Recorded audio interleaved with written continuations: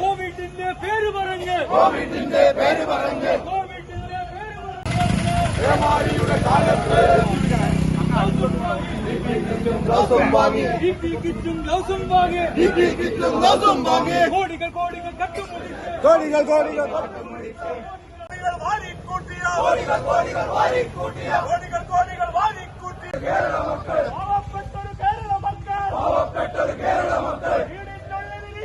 നേരിടാൻ തുടങ്ങിയത്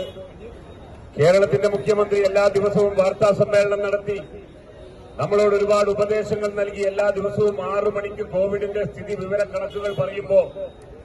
നമ്മളോടെല്ലാം കാര്യങ്ങൾ പറഞ്ഞ് മനസ്സിലാക്കി വീട്ടിൽ നിന്ന് പുറത്തിറങ്ങാതെ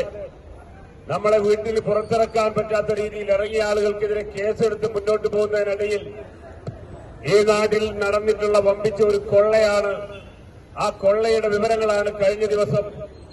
ഗവൺമെന്റിന്റെ കണക്ക് പരിശോധനാ സമിതിയായിട്ടുള്ള controller and auditor general CAG